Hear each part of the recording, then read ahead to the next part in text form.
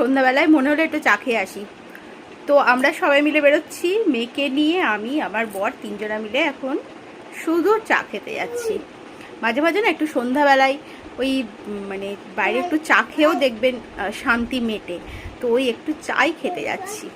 ওটাই আমাদের তিনজনের মানে টাইমটা স্পেন্ড করা। আর কিছু টুকটাক মেয়ের কিছু দরকারি জিনিস কেনার আছে, আর একটু কিছু ওই মুদিখানার কেনার আছে, তো এইগুলো সাইড, বাট মেইন উদ্দেশ্যটাই হচ্ছে চা খাওয়া। তো ওটার জন্য আমরা এখন বেরোচ্ছি।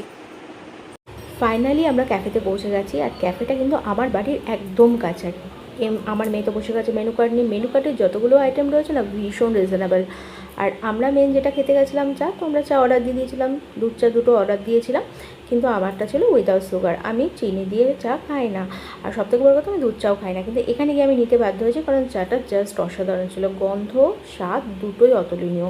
আর নিয়েছিলাম চিপস চা, যেটা এখন খুব উঠেছে, আর পুরো ভেজের ওপর ছিল, এটা আমার বরের ঝামেলাতে নিয়েছিলাম। তো যাই হোক, লাস্টে ওখান থেকে গেছিলাম, কিছু মুদিখানার কেনাকাটি ছিল, আমার মেয়ে তো কতগুলো বিস্কুট বাচ্ছে যেগুলো ও খায়, তো ওটা নিয়ে আমরা ওখান থেকে সোজা ব্যাক করেছি বাড়ি।